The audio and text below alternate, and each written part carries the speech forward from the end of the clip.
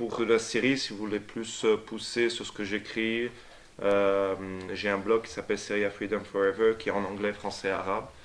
Donc aussi, vous pouvez le consulter, bien qu'elle serve. Son site reprend pas mal de mes articles sur le site même. Donc voilà. Donc il y a bien sûr des choses, je ne vais pas pouvoir aller de manière trop profonde parce que il faut parler presque, c'est pas simplement 4 dernières années, c'est 40 ans d'histoire de la Syrie, de la région même pour comprendre pourquoi on en est arrivé là, pourquoi il y a un processus révolutionnaire, pourquoi on a vu l'émergence d'une organisation ultra-réactionnaire du type Daesh, reconnue soi-disant sous le nom de l'État islamique, etc. Donc, tout d'abord, je vais essayer de revenir sur les origines et le développement du processus révolutionnaire syrien, qui a débuté en mars 2011. Tout d'abord, il est important de dire qu'il s'inscrit dans les autres processus révolutionnaires de la région qui ont commencé en Tunisie, en Égypte, par la suite au Libye, au Bahreïn et d'autres États de la région comme le Yémen et d'autres qui ont connu également des mouvements populaires sans changement radical à la tête de l'État comme au Liban et au Maroc. Les raisons sont également très proches, c'est-à-dire tout d'abord l'absence de démocratie. Dans la plupart des États autoritaires, pour certains depuis des décennies. En l'occurrence en Syrie, c'est le régime Assad ou le D-Assad qui contrôle le pays depuis 1970, quand le père a fait un coup d'État militaire et le fils a repris le pouvoir en 2000, à la mort du père. Donc ce n'est pas véritablement une république comme elle s'appelle, c'est plus une forme de monarchie à la... comme on peut en trouver dans les monarchies du Golfe en fait, par exemple. Je reviendrai par la suite. C'est un État patrimonial, c'est-à-dire où les institutions de l'État sont gardées par une famille, qu'on a pu voir en Libye avec les Kadhafi, l'Arabie Saoudite des Saouds, etc. Vous en avez un certain nombre de cas. Et bien sûr, l'autre raison qui est souvent occultée dans les médias occidentaux, c'est bien sûr l'absence de justice sociale. C'est-à-dire, ça a été des laboratoires, ce que vous avez vu actuellement en Europe, en Grèce ou au Portugal, en Espagne ces dernières années, les politiques néolibérales ont été implémentées dans cette région du monde depuis le début des années 70 à degrés variables selon les pays. Avec le régime Assad, ça commence particulièrement ses premières pratiques au milieu des années 80, et avec l'arrivée du fils Assad, c'est une accélération des politiques néolibérales dans les années 2000, et contrairement, comme il y avait une certaine littérature qui parlait au début des années 90, après la chute de l'Union soviétique, etc., que plus de libéralisme économique, on arrivera à un libéralisme politique, c'est absolument le contraire qui s'est passé, parce que le libéralisme économique, les privatisations ont renforcé encore les équipes au pouvoir, parce que les privatisations ont renforcé les familles qui ont pu profiter de ces privatisations. Et c'est ce que vous avez un certain nombre d'exemples. La famille Trabelsi en Tunisie, qui était la femme du président, qui a bénéficié principalement des privatisations. La famille Boubarak en Égypte. Et en Syrie, c'était la famille Makhlouf, qui est le cousin germain de Bachar el-Assad, de Rami Makhlouf, qui était connu pour tenir les finances de la famille. Donc, absence de démocratie, absence de justice sociale. Les conséquences de ces politiques néolibérales sont claires. Par exemple, en Syrie, c'est 30% en 2011, avant le début de la révolution, de 30% de personnes qui vivent sous le seuil de pauvreté, 30% juste au-dessus. En Égypte, c'était 48% de personnes qui vivaient en dessous du seuil de pauvreté. Tunisie, 30-35%, avec bien sûr des inégalités qui dépendent aussi des régions, où on a des pics, comme par exemple la région du nord-est de la Syrie, qui est à majorité composée de Kurdes, qui a moins de services, qui a subi des oppressions, et je reviendrai sur la question kurde en Syrie, des oppressions politiques, culturelles et sociales depuis des décennies. Savoir les taux de pauvreté atteignaient quasiment le 60% dans ces régions du nord-est de la Syrie. Un chômage des jeunes très élevé, plus de 50% généralement, et dans toutes ces sociétés. Donc, vous avez les éléments que la Syrie et d'autres sont similaires au niveau absence de démocratie, absence de justice sociale, et avec des formes de corruption très très développées. Avec la particularité quand même que le régime Assad, et vous avez pu le voir dans sa barbarie au niveau de la répression, il y avait un seul régime qui peut-être atteignait ce même niveau, c'était celui de Saddam Hussein en Irak, avant qu'on a pu connaître pendant des décennies jusqu'en 2003, qui était aussi barbare dans sa répression que le régime Assad actuellement. Juste pour rappeler que dans les années 70, vous avez eu des soulèvements également démocratique en Syrie contre le régime Assad, et toutes les forces démocratiques, syndicales, indépendantes ont été matées très fortement, et ensuite le régime Assad s'en est pris aux forces islamistes des frères musulmans pour les mater par la suite. Et c'est important de prendre ça en compte parce que c'est ce qui s'est passé, c'est ce qui se passe actuellement sur une période plus petite, actuellement depuis le début du processus révolutionnaire en Syrie en 2011. Donc ça, c'est les causes profondes. Vous avez un mouvement populaire qui se développe durant les 6 premiers mois de la révolution syrienne, de mars 2011 à septembre, qui est quasiment totalement pacifique. Je dis quasiment totalement parce qu'une force organisée militaire résistante s'organise simplement à partir de la fin de l'été 2011, août, septembre 2011. Vous n'avez pas de force militaire organisée avant cela. Pendant 6 mois, c'est majoritairement des jeunes, entre 20 à 35 ans, justement, très souvent, qui ont été précarisés par les nouvelles politiques néolibérales, petite classe moyenne, des jeunes qui ont des aspirations pour la démocratie, pour la justice sociale, qui veulent casser ces cercles autoritaires de corruption, etc., qui sortent. Et ça, on voit que la géographie de la révolution, c'est plutôt les petites villes, les campagnes rurales, les banlieues des grandes villes, qui n'ont pas bénéficié. Les 2 grandes villes en Syrie qui ont bénéficié des politiques néolibérales, c'est Damas et Alep, au centre, surtout la bourgeoisie de ces 2 villes. Les autres ont moins bénéficié, et c'est là d'où part le soulèvement populaire, notamment Daraa, qui était connu en fait comme un bastion du régime baassiste dans les années 70 et 80, qui n'avait pas participé au soulèvement dans ces années-là, et un certain nombre de cadres du Baas viennent en fait de cette région.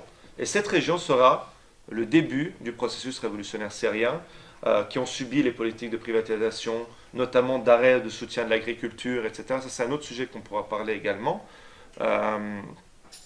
Et c'est eux qui partent. Après, vous avez les banlieues de Damas, la banlieue d'Alep, les régions du nord-est, Qamishli, etc., la côte. Et la majorité de ces gens, le slogan, c'est le peuple syrien est un et uni, chrétiens, musulmans, nous sommes un, arabes et kurdes, nous sommes un, donc un message unitaire, parce qu'il y avait une propagande du régime qui disait ce sont tous des salafistes, des extrémistes islamistes, etc. Une répression dès les premiers jours terrible, c'est une quinzaine de morts par jour au début. Il faut se rendre compte dès les premières manifestations, répression terrible des manifestants, malgré qu'ils sortent pour la plupart, ils ouvrent leur chemise et écrivent en arabe salmi et salmiye, c'est-à-dire pacifisme, des actions d'auto-organisation très importantes, j'y reviendrai. Donc, ils veulent prouver que c'est véritablement pour la démocratie, la justice sociale qui sortent, et l'égalité. Et vous avez toutes ces différentes ethnies et confessions qui sortent. Ce qu'il faut noter, c'est que par la suite, pourquoi l'auto-organisation en Syrie a atteint des niveaux qui n'ont pas été atteints dans d'autres révolutions de la région, c'est parce que l'État va disparaître de certaines régions. Et les gens vont s'occuper de A à Z, de leur quartier, leur village, leur ville pour certaines fois. Alors que la faiblesse de la Syrie, c'était un mouvement ouvrier très faible pour contrôle la bureaucratie syndicale par le Baas, etc. Et manque de possibilités d'activisme, etc. Comme en Égypte et en Tunisie, c'est sa force dans ces 2 pays. Mais par contre, des niveaux d'auto-organisation qui ont dépassé tout ce qu'on a vu dans les autres pays de la région. Par exemple, je vais vous donner, parce qu'on parle beaucoup de cette ville actuellement, c'est la ville de Raqqa, qui quand elle a été libérée du régime en 2013, mars, ça a été un exemple de ce que pourrait être une alternative démocratique en Syrie. C'est-à-dire la ville était gérée par les habitants de cette ville à tous les niveaux. L'éducation était gérée par les habitants, les services étaient gérés par la population. Il y avait des centres d'accueil pour les réfugiés, centres d'accueil de psychologique pour les réfugiés, des activités militantes, politiques tout le temps. Vous aviez des campagnes qui disaient ce drapeau nous représente, le drapeau de la révolution, contre les drapeaux des islamistes. Il y avait des campagnes qui s'étaient menées. Le grand chef, il est là, attention. Je ne vais pas dire de bêtises. Salut. Vous avez eu des concerts de rap qui ont été faits au centre de la ville de Raqqa, des pièces de théâtre, les femmes qui jouaient un très grand rôle. Et quand, par exemple, l'église de la ville a été occupée par l'État islamique pour être transformée en centre de torture, c'est les jeunes de la ville qui sont sortis avec une grande croix et disant « Le peuple syrien est un et uni, face à la barbarie de l'État islamique. Donc ça, pendant 6 mois, et vous avez eu plus de quarantaine d'organisations populaires qui ont été enregistrées de jeunes. Ça veut dire aussi de mise en place d'agriculture autonome, d'activités démocratiques. Donc ça, c'est des exemples que je pourrais vous citer dans différentes parties, régions de la Syrie qui existent aujourd'hui beaucoup moins, bien sûr, beaucoup plus affaiblies à cause de la militarisation et de la répression terrible, tout d'abord du régime, et ensuite des forces islamiques réactionnaires, et pas seulement Daesh. Militarisation après 6 mois, comment ça se passe? Au début, la décision de se militariser, c'est de dire, c'est pas en majorité des soldats qui ont fait défection.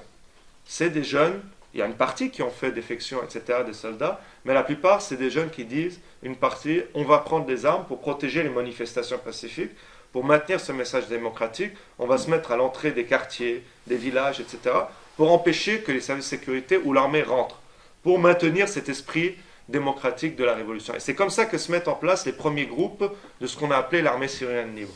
Ce qu'il faut comprendre, c'est que l'armée syrienne libre n'a jamais été une institution unifiée, avec un commandement unifié par en haut, avec des coordonnées. Chacun de ces groupes avait des dynamiques propres à sa région, à son village, à son quartier, etc. Donc ça, c'est aussi, donc ça veut dire que sa composition changeait selon les régions. Vous aviez par exemple dans ce qui était Alep au début, Alep et la campagne d'Alep, ce qu'on appelle, des unités qui étaient composées d'Arabes et de Kurdes ensemble. Vous aviez dans d'autres régions même des chrétiens qui rejoignaient l'armée syrienne libre, des musulmans, majoritairement sunnites, oui, qui rejoignent, mais aussi des alawïtes. Donc différentes concessions selon les dynamiques locales, etc. Après ces 6 mois, et il faut noter que déjà à partir des 6 premiers mois, vous aviez les premières interventions étrangères du côté du régime qui arrivaient, des conseillers russes, des conseillers iraniens, Hezbollah qui se mettait en place, déjà des camps d'entraînement dans la Beka libanaise pour aller envoyer des soldats. Vous avez, après 6 mois, la mise en place, c'est vrai, dans la militarisation, d'interventions étrangères, de monarchie du Golfe particulièrement, et de la Turquie, ils ont favorisé certains groupes sur d'autres, et particulièrement les mouvements islamiques fondamentalistes. Au début, c'était certains groupes de l'armée syrienne libre qui essayaient de gagner à leur cause par de l'argent, etc. Mais l'armée syrienne libre, pendant ces 4 années, j'expliquerai pourquoi, n'a pas reçu les armes qu'ils voulaient dans la grande majorité. Tout ce qui est armes anti-aériens, anti-tanks, etc. Jusqu'à aujourd'hui, c'est un échec. Ils n'ont pas été fournis en armes massivement. Par contre, les forces islamiques fondamentalistes, les différents groupes, vont recevoir de plus en plus d'argent de ces différents pays. Ou bien directement ou indirectement. Ce qu'il faut savoir, c'est que ces parrains, les monarchies du Golfe et la Turquie, pendant 6 premiers mois, pourquoi ils n'ont rien fait? Tout simplement parce que c'était des grands alliés du régime syrien avant mars 2011. Erdogan et Assad étaient les meilleurs copains du monde, ils passaient leurs vacances ensemble. La Turquie et la Syrie avaient un accord de libre-échange entre les deux pays, ils étaient alliés politiquement très proches.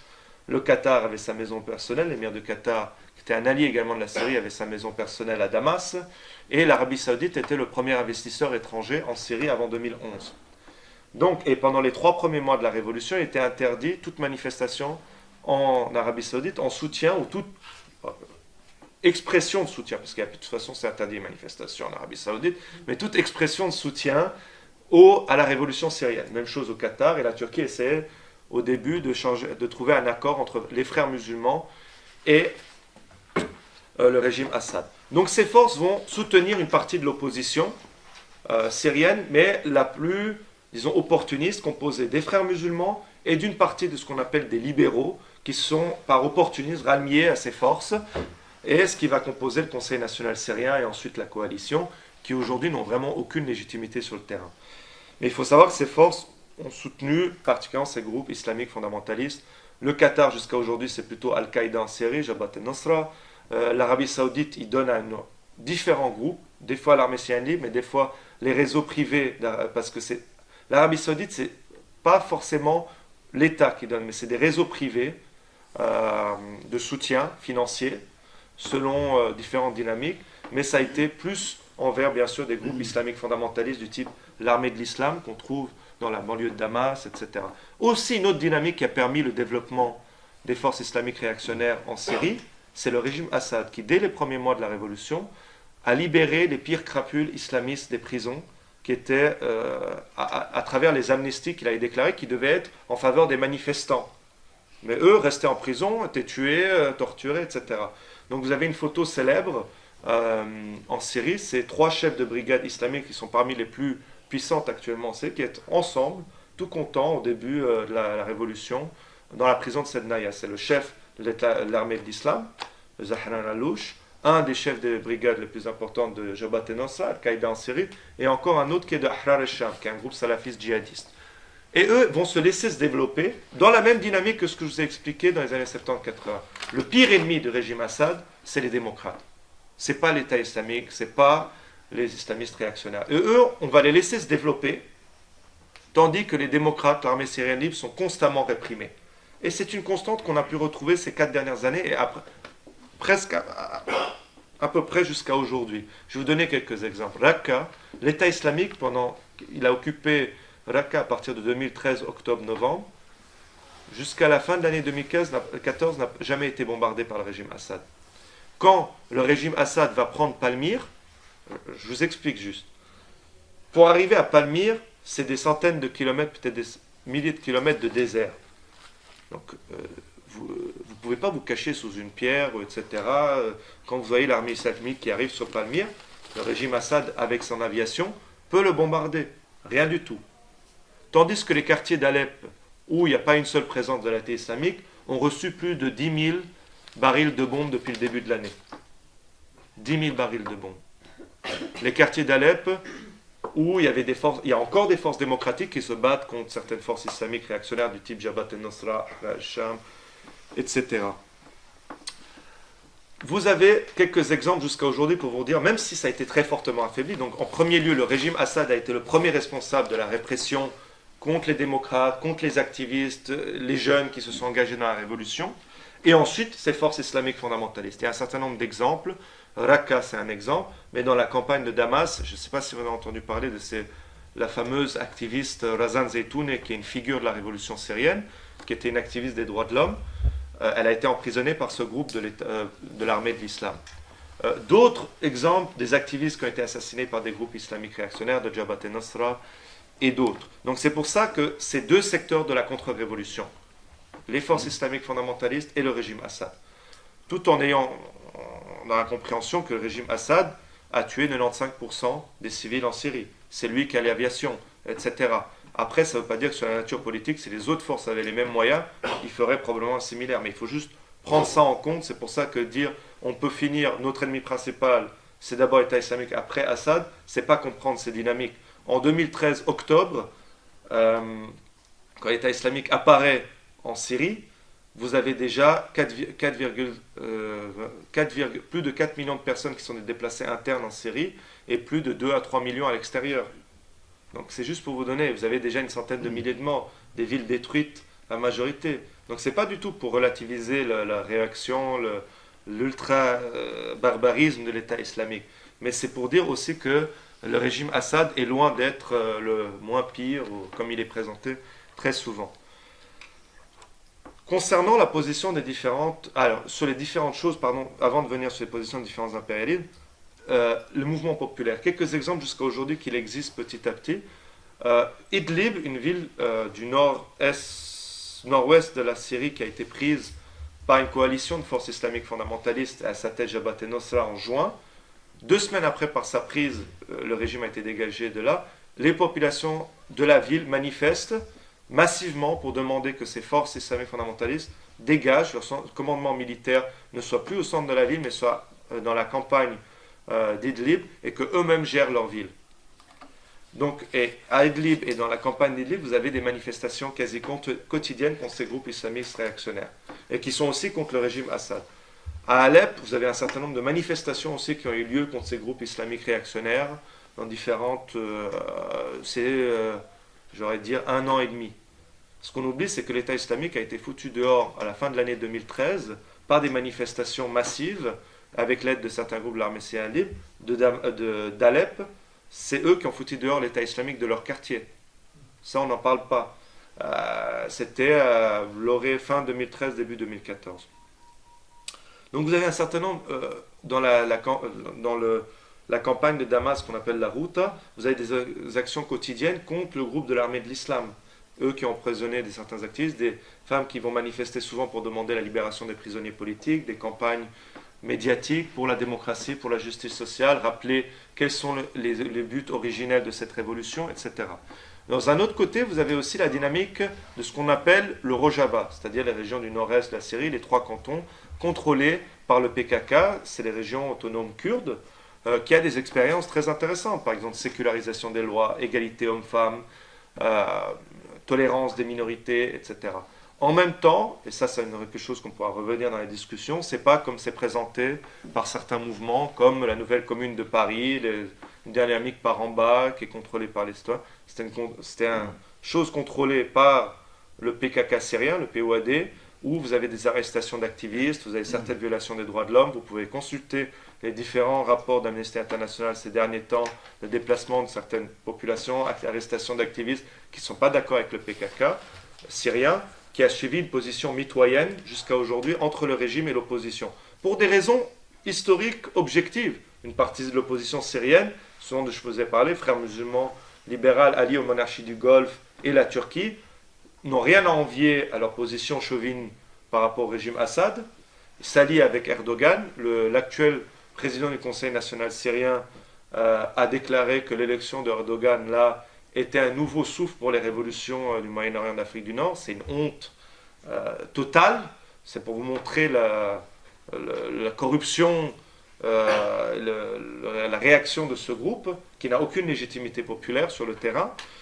D'un autre côté, il faut aussi avoir, dans une position de principe, je soutiens l'autodétermination du peuple kurde en Syrie, en Turquie, en Irak, en Iran. S'ils veulent se séparer de la Syrie, c'est leur décision et je la soutiendrai. Et en partant de cette position de soutien, on peut avoir une position d'analyse critique. C'est ça. C'est pas un soutien aveugle qui dit tout est bon. Mais quand vous voyez le président du POAD, c'est-à-dire PKK syrien, soutenir l'intervention russe en Syrie, il faut la condamner, mais dans cette perspective, tout en refusant toutes les formes de chauvinisme. Et c'est aussi pour ne pas avoir des illusions sur ce que pourrait amener ces genres d'organisations. Certains ont pu avoir, par exemple, il y a 30 ans, les mêmes illusions sur les organisations palestiniennes. On voit aujourd'hui le résultat pour certains qui ont eu des illusions sur Fatah et d'autres. Les positions des impérialistes. Donc, il y a eu un bloc, comme je vous ai dit, monarchie du Golfe, Turquie, avec le soutien des Occidentaux, qui ont soutenu rhétoriquement les révolutions, la révolution syrienne. Monarchie du Golfe et Turquie, c'est pour leurs propres intérêts, et pour monarchie du Golfe, c'était dans le but de transformer cette révolution populaire en guerre confessionnelle. Parce que leur pire ennemi, c'est de voir une démocratie à leur porte qui pourrait inspirer leur propre population. Et c'est pour ça qu'ils ont soutenu des forces islamiques réactionnaires. Il faut savoir que l'Arabie Saoudite est le centre de la contre-révolution dans toutes ces révolutions. Soutien aux anciens régimes le plus souvent, ou création de guerre confessionnelle, ou mater une révolution, avec le Qatar qui soutient l'autre secteur de la contre-révolution, les forces islamiques fondamentalistes. La Turquie, leur peur bleue, c'est de voir une région autonome kurde au nord de la Syrie. Donc, ils ont soutenu les pires crapules islamistes directement ou indirectement, même jusqu'à Daesh. Et la lutte qu'ils soi-disant mènent aujourd'hui contre le terrorisme, ce n'est pas contre Daesh principalement, mais c'est contre le PKK. Ils bombardent même en Syrie. Et ça, c'est depuis le premier jour d'ailleurs de la révolution. Les États occidentaux, déjà il faut juste rappeler que la France avait des très bonnes relations avec l'État syrien. Sarkozy avait reçu, lors du 14 juillet, Bachar el-Assad à Paris et à l'Élysée, et Le Monde avait titré, le journal Le Monde, qui pour encore ceux qui croient qu'il est un peu progressiste, un dictateur si bien élevé. Vous avez un certain nombre d'exemples qui montraient Hillary Clinton au début de la révolution ne soutenait pas la révolution, même rhétoriquement, et disait que Bachar el-Assad était un réformiste. Donc maintenant, un réformiste, c'est quelqu'un qui a hérité du pouvoir, un dictateur, etc. Bon, c'est intéressant, c'est pas étonnant, venant des États-Unis, mais c'est juste pour vous remémorer quelque chose. Donc aujourd'hui, depuis le début, si vous regardez tous les processus, les solutions de paix qui ont été proposées par le Conseil de sécurité de l'ONU, c'est-à-dire d'un côté les Russes soutiennent Assad jusqu'au bout, et de l'autre côté les États-Unis, à aucun moment une demande pour le départ d'Assad est demandée de manière totale. Le but, c'est une transition dans laquelle le régime est maintenu. ça a été la politique des États-Unis à travers la région. C'est-à-dire limiter le changement le plus possible. C'est ce qu'on a appelé une solution yéménite, c'est-à-dire on coupe la tête du régime et on maintient le régime, mais on intègre un peu un secteur de l'opposition, frères musulmanes, libérales, parce que ces deux secteurs de la contre-révolution ne remettent pas en cause les dynamiques impérialistes, ni Israël, ni les politiques néolibérales de la région. Et surtout de cassure de tous mouvements sociaux, etc., et d'approfondissement de la révolution. Donc aujourd'hui, le débat est dépassé. On dit tout le monde est d'accord pour dire Assad, il faut qu'il reste. Maintenant, le débat, c'est combien de temps il doit rester. Et lors de la dernière conférence de Vienne, qui a fait un plan de transition, soi-disant, il faut juste rappeler qu'il n'y avait pas un seul Syrien à la table, il y avait juste un Syrien qui servait le café. C'est le serveur. Sinon, il n'y avait pas de Syriens à la table. C'est toutes les puissances occidentales et autres de Golfe, etc., pour décider de l'avenir de la Syrie. Mais sinon, pas un Syrien à la table. Donc, ce qu'il faut comprendre, c'est la position des impérialismes internationaux et régionaux, c'est le maintien du régime tel qu'il est, avec un débat sur combien de temps doit rester Assad. L'intervention russe, en 2 mots, est iranienne massive. L'intervention russe qui dit pour lutter contre le terrorisme, vous avez différentes études maintenant qui viennent de sortir, 80% des frappes russes ne touchent pas l'État islamique ou des régions où l'État islamique est présent. L'État islamique est intervenu pour sauver le régime Assad, c'est très clair. J'ai dit quoi? Merde. C'est pas loin d'ailleurs. La Russie est intervenue pour sauver le régime Assad, ça c'est très clair. Juste dernièrement, ils ont bombardé une usine à pain qui donnait dans la campagne d'Alep du pain à 120 000 personnes. Des quartiers d'Alep qui n'ont aucune présence d'État islamique ont été bombardés. Il y a eu plus de 200 civils sur 600 qui sont morts depuis le début de l'intervention russe par les bombardements. 200 de différentes factions, l'armée syrienne libre et d'autres, et 200 des groupes islamiques fondamentalistes, dont Daesh. Donc c'est juste pour que vous compreniez. Hezbollah est présent en Syrie avec 5000 soldats, ils ont à peu près 1 millier de soldats tués. L'Iran est présent massivement, et aussi les Russes ont des troupes au sol. Il y a des soldats à l'attaquer dans différentes villes, donc ça il faut aussi le comprendre. Daesh, 2 mots, les origines, et on pourra revenir à la discussion. Daesh, origine et développement. Il faut comprendre que Daesh, c'est le résultat, bien sûr, des impérialismes internationaux, l'invasion américaine de l'Irak et la destruction, pas seulement de l'État irakien, du tissu social irakien, dans sa totalité. C'est très important de comprendre cela. Et du mise en place d'un régime confessionnel et corrompu. Il faut savoir que les Américains sont revenus dans leurs valises avec les pires crapules corrompus du style Ahmed Chalabi, qui est mort il n'y a pas longtemps, qui était poursuivi dans différents États arabes pour corruption, etc., mafieux, et des forces islamiques fondamentalistes chiites, soutenues par la République islamique d'Iran. Bon. Ils mettent en place un État confessionnel, donc les différents impérialismes internationaux, responsabilité, après impérialismes régionaux, sous-impérialisme, l'Arabie Saoudite et le Qatar, qui au début, plus maintenant, ont soutenu ces forces, différentes forces salafistes djihadistes, contre l'État central irakien allié de l'Iran. Mais aussi, vous avez l'impérialisme régional iranien, qui a soutenu un État confessionnel chiite et qui a discriminé très fortement les sunnites. Et c'est là où je dis aussi les autoritarismes locaux, parce que l'État islamique en Irak a pu bénéficier d'une certaine frustration populaire à cause de l'autoritarisme du gouvernement maliki, qui est issu du parti al-Dawa, qui est un parti islamique fondamentaliste chiite, soutenu par l'Iran, contre les populations sunnites. Répression, guerre contre le terrorisme soi-disant, répression du mouvement populaire irakien, etc.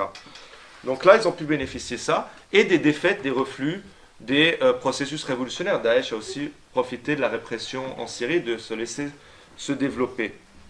Aujourd'hui, par contre, c'est faux de dire que Daesh est soutenu financièrement par les monarchies du Golfe. C'est un problème pour les monarchies du Golfe aujourd'hui, Daesh. Mais c'est juste pas leur priorité. La priorité pour eux, c'est faire face au rôle de l'Iran dans la région.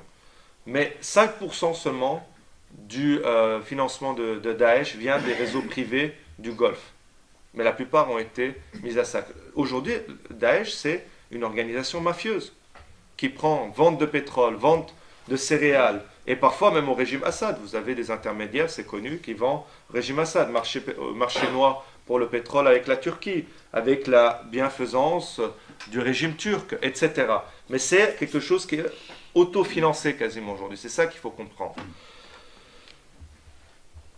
Donc, Que faire aujourd'hui, et je conclurai là-dessus, parce que je dois finir, face à cette situation? Bon, il y a ça dépend déjà où on vit, que faire. Pour le Moyen-Orient, l'Afrique du Nord, c'est qu'il faut comprendre déjà, c'est que les processus révolutionnaires ne sont pas finis. Vous avez, je ne sais pas si vous avez entendu, vous avez eu des mouvements populaires massifs en Irak et au Liban depuis cet été. Et la solution pour venir à bout de l'État islamique, c'est pas plus de guerre, c'est pas plus de bombes. Parce que vous pourrez avoir pire que l'État islamique, même si vous le gagnez militairement maintenant, il pourra réapparaître sous une pire forme. Et c'est ce qui s'est passé. Juste pour rappel, l'État islamique, c'est une scission à droite d'Al-Qaïda qui avait failli disparaître en 2010 en Irak. C'est les mouvements populaires qui s'est passé cet été en Irak et continuent aujourd'hui, par exemple, mettaient sur des pancartes, et ils avaient très bien compris que l'État islamique est une conséquence de tout cela. Ils disaient, le Parlement irakien et Daesh sont les deux faces d'une même pièce. Daesh est sorti des entrailles de vos corruptions et de vos politiques. Et des slogans, c'était ni sunnites ni chiites, nous sommes tous irakiens.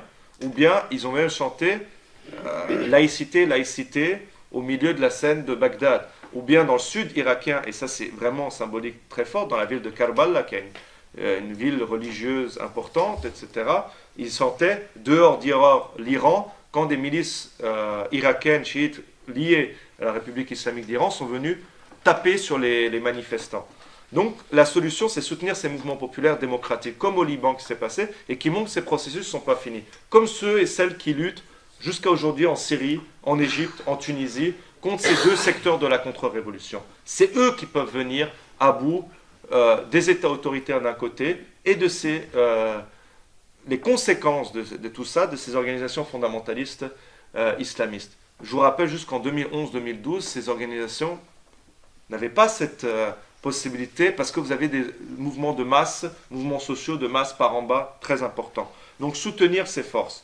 En Europe, donc tout d'abord, il faut lutter contre ce soi-disant crise des réfugiés. 95% par exemple des réfugiés syriens sont dans des pays avoisinants de la Syrie. 2 millions en Turquie, 1,25 million au Liban, ça veut dire 25% de la population, en Jordanie, en Égypte, etc. Lutter contre ce discours de l'Europe, pas contre ce discours, lutter contre l'Europe forteresse, qui crée des milliers de morts dans la Méditerranée, c'est très très important.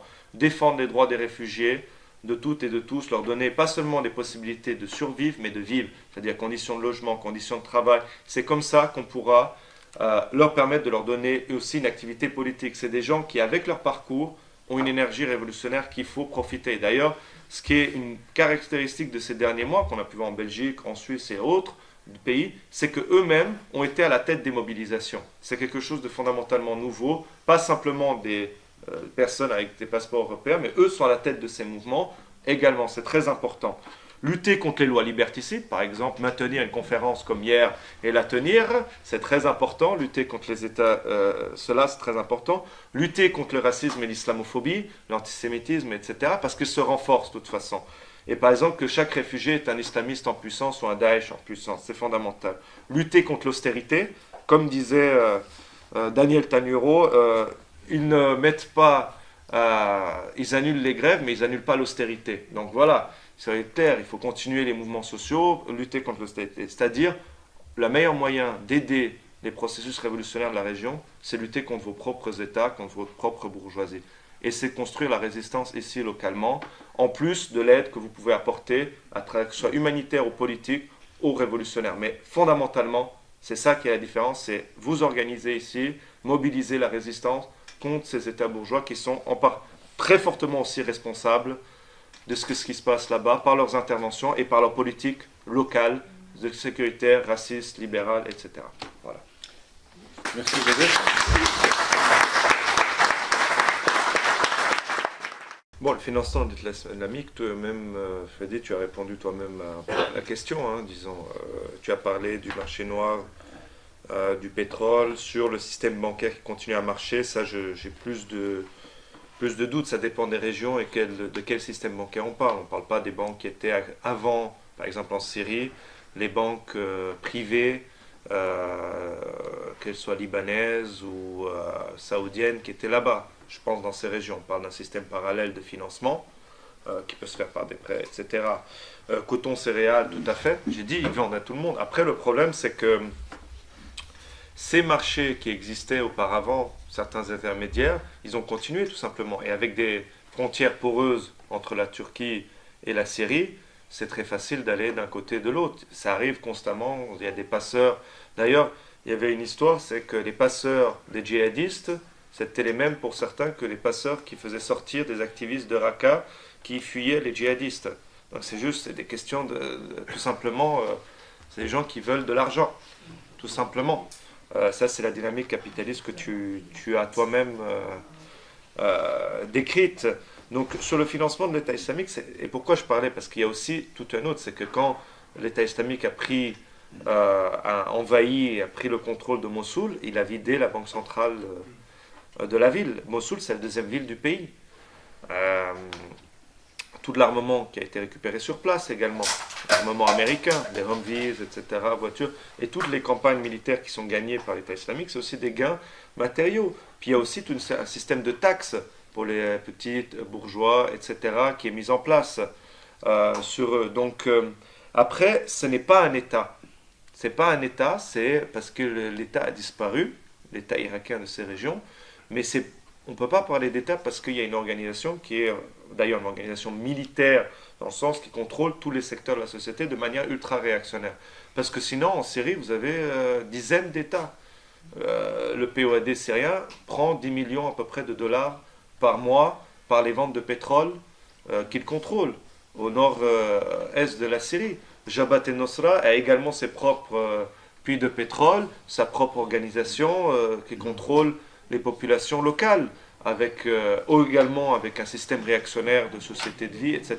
Pas autant que l'État islamique. L'État islamique, c'est quasiment impossible, toute forme d'opposition. La différence principale, l'État islamique en Syrie, je parle, et des autres organisations islamistes réactionnaires et djihadistes, c'est que l'État islamique est à 80% composé en Syrie d'étrangers et pas de Syriens. C'est en majorité. Oui. Voilà. Et Jabhat el-Nosra, c'est le contraire. C'est 80% à peu près de Syriens, avec une direction un peu mixte.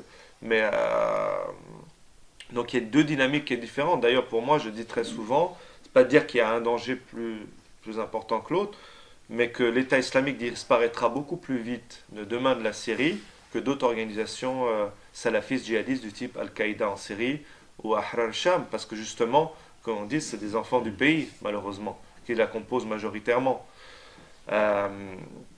Et à Raqqa, ça se passe, disons, le contrôle qui est sur la vie sociétale, c'est absolument horrible. C'est un contrôle de tous les secteurs de la société. Et en plus, il y a de plus en plus, disons, ceux qui viennent de l'étranger, on leur donne une maison, on leur donne, qu'on a pris bien sûr à des populations locales, on leur donne très souvent des femmes, etc. Il y a toute une dynamique qui fait que il y a des intérêts aussi, comme tu disais, de classe, etc., qui arrivent, disons. Après, j'en parlais avant, ce n'est pas du fascisme pour moi, parce qu'il y a les dynamiques qui ont fait l'émergence de Daesh sont complètement différentes des dynamiques fascistes des années 20 et 30. Et si on va dire que c'est des organisations fascistes, on ne va pas pouvoir comprendre comment lutter contre elles. Le fascisme, c'est un aspect particulier, il a une mission particulière, c'est la destruction du mouvement ouvrier. Daesh, c'est le résultat, comme les autres, le résultat des impérialismes et des autoritarismes locaux. La bourgeoisie locale n'a aucun intérêt d'avoir Daesh. Il faut le dire très clairement. Ce n'est pas dans l'intérêt de la bourgeoisie irakienne sunnite d'avoir Daesh comme ça. Je parle de la grande bourgeoisie. Ni même aujourd'hui, ce n'est pas vrai de dire que les monarchies du Golfe, disons, le fait que vous avez à un moment donné des intérêts à voir un monstre se développer ne fait pas que ce monstre est votre création directement, mais que vous en avez participé très clairement. Oui, par son idéologie, l'État islamique, sa source, c'est l'État wahhabite, le wahhabisme réactionnaire, etc. Ça, il n'y a aucun doute.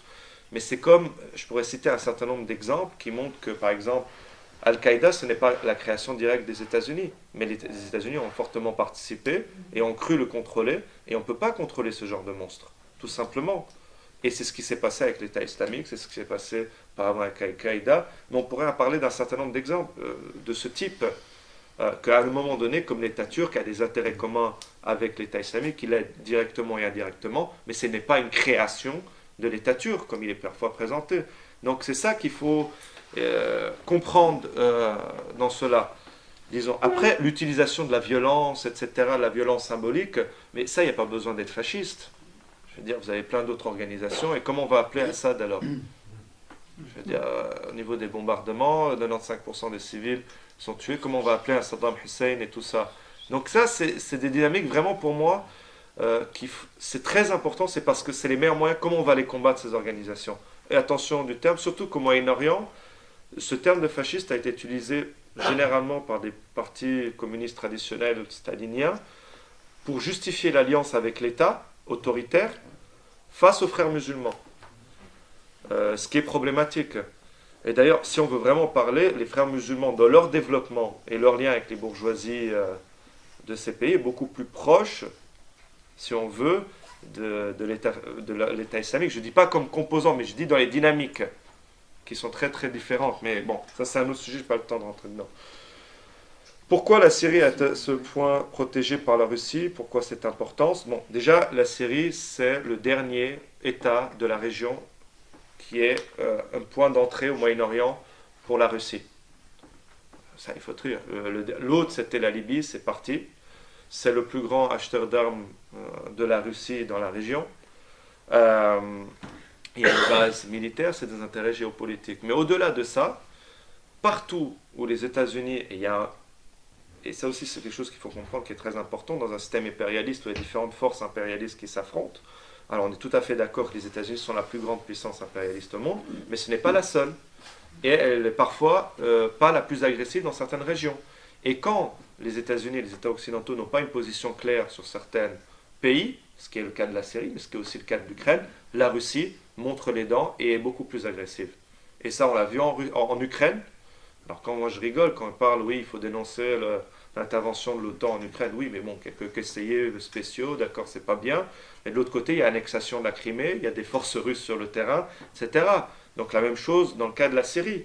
Parce que le régime états-unien n'a pas une volonté de renverser le régime Assad, jusqu'à encore aujourd'hui, de manière totale. Donc la Russie veut garder ce point d'entrée, cette dernière alliée dans la région. C'est fondamental pour eux. Après, les questions gazières, etc., sont vraiment secondaires. C'est pas vrai que c'est fondamental, etc. La Syrie n'a cessé, ses ressources pétrolières et gazières n'ont cessé de diminuer ces dernières années. C'était 20% du produit national brut juste avant, du budget, juste avant la révolution. Donc ça ne cessait de diminuer. Ça, il faut bien comprendre. Voilà. Pourquoi les États-Unis veulent aider les démocrates? J'ai essayé de montrer que justement les États-Unis n'ont quasiment pas aidé les démocrates, à part rhétoriquement. Mais disons, Obama a dit que la révolution égyptienne était un formidable exemple pour les enfants américains. Je veux dire, depuis tout le long, il a essayé de limiter le changement radical. Pendant les 18 jours où il y avait le soulèvement populaire en Égypte, en 2011, il cherchait, d'ailleurs les frères musulmans se sont assis à la table avec le Moubarak pour chercher une négociation. Donc la rhétorique c'est une chose, la pratique c'en est une autre. Je vais donner un exemple. Il y a eu un budget qui a été signé, qui a été voté au Congrès américain en 2013, budget de 500 millions de dollars pour aider l'opposition rebelle, modérée, l'armée syrienne et certains groupes. Première chose, dans ce budget qui a été voté, il est interdit pour ces groupes d'attaquer le régime Assad. C'est pour faire face à l'État islamique. Ensuite, dans ce même volet, il est dit qu'il faut chercher une solution pacifique, transition pour la Syrie, mais sans préciser quoi que ce soit. Ça, c'est une chose. Après 2 ans, quel est le résultat? 2 groupes de 30 personnes ont été formés, dont une partie a quitté parce que l'entraînement militaire n'était pas assez suffisant selon eux et ils ne pouvaient pas recevoir les armes qu'ils voulaient. Le budget a été annulé de 500 millions. Aujourd'hui, ils cherchent, parfois ils aident les Kurdes, parfois non. Donc ils cherchent des acteurs, mais il n'y a pas un soutien réel, c'est ce que j'ai essayé d'expliquer des États-Unis. Et ça se prouve chaque jour de plus en plus. Toujours une volonté de chercher une sorte de solution transitionnelle avec un certain...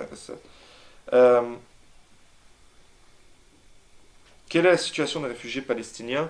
Il faut savoir qu'il y avait à peu près 400 000 à 500 000 Palestiniens avant le début du processus révolutionnaire en Syrie, qui avaient un certain nombre de droits plus avancés que dans d'autres pays de la région, mais qui n'étaient pas dus au régime Assad, que c'était historiquement en Syrie. Il faut savoir, dans les premières semaines du processus révolutionnaire syrien, Boussaïna Charbene, qui est la conseillère politique de Bachar al-Assad, a pointé du doigt comme responsable de l'infiltration des terroristes, comme elle l'appelait au début, les Palestiniens. Les tensions confessionnelles, c'est à cause des Palestiniens. C'est la première chose qu'elle a faite. Ça, c'est sans oublier l'histoire de répression du régime Assad contre les organisations palestiniennes en Syrie ou bien en Liban dans les années 70. Ils sont rentrés au Liban en 76 durant la guerre civile libanaise pour massacrer les Palestiniens, les organisations de gauche libanaises, etc. Donc il y a une longue histoire de répression du régime Assad. Après, aujourd'hui, la situation des réfugiés palestiniens est très précaire, parce que déjà, ils n'ont pas forcément, pour la plupart, des papiers, comme ils étaient déjà dans une situation de réfugiés, même s'ils avaient beaucoup de droits sociaux, ils pouvaient travailler, ils pouvaient faire partie de l'administration en Syrie, etc. Mais par exemple, le camp d'Yarmouk, qui était composé, c'est un quartier qui est devenu un quartier de Damas, majoritairement constitué de Palestiniens de Syrie. Il y avait environ 200 000 personnes dans ce camp, mais il y avait aussi des Irakiens, des Syriens, etc. Ce camp a subi un siège, blocus terrible du régime Assad. Plus d'une centaine de personnes sont mortes affamées, assoiffées, etc. Bombardements quotidiens, parce que les habitants de ce camp de réfugiés ont pris parti, une grande partie pour la révolution syrienne, des activistes, etc. Après, il y a Daesh et Jabhat el-Nusra qui sont entrés, qui ont aussi tué des gens. Et c'est marrant parce que c'est à ce moment-là où le régime Assad a arrêté de bombarder les civils. Et dès que de Yarmouk, et dès qu'ils sont ressortis, il y a de nouveau eu des bombardements. Et ce camp est aujourd'hui composé un peu moins de 10 000 personnes. Juste pour donner un ordre d'idée, il y a un exode très important des réfugiés palestiniens quand ils peuvent. Il y a des camps de réfugiés de Palestiniens qui ont été bombardés à Daraa, à Latakia, etc. par le régime. Donc ça c'est... et il y a plus de 20 000 Palestiniens qui sont recherchés par les services de sécurité syriens. C'est la plus grande nationalité étrangère en Syrie recherchée par les services de sécurité. Donc 20 000 Palestiniens qui sont considérés comme des terroristes pour avoir participé dans la révolution. La relation avec Israël, Israël a toujours dit qu'il faut le maintien du régime, il faut une Syrie affaiblie. Mais on veut Assad, parce que depuis 40 ans, depuis 73, pas une seule balle n'a été tirée depuis le Golan pour remettre en cause le Golan, qui est un territoire syrien occupé par Israël depuis 67. Le régime Assad a été une garantie.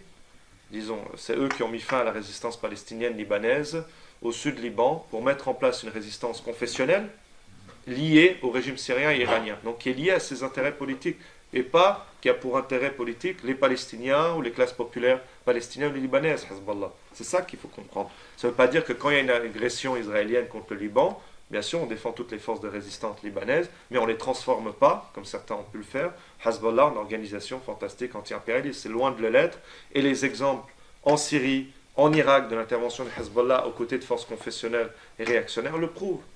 Que c'est une force qui joue dans la contre-révolution. Donc Israël, il l'a dit plusieurs fois, veut le maintien du régime Assad, mais une Syrie affaiblie. D'ailleurs, c'est eux en partie qui ont poussé pour l'accord après l'attaque chimique de Ghouta par le régime Assad, poussé à l'accord entre la Russie et les États-Unis. Dernier mot, sur la campagne internationale, je suis 100% d'accord avec toi, mais le problème, c'est que, comme tu l'as dit, c'est la faiblesse de la gauche internationale, et surtout sur la question syrienne, quand on doit faire face à une partie de la gauche également, qui est soutien, disons, direct ou indirect au régime Assad.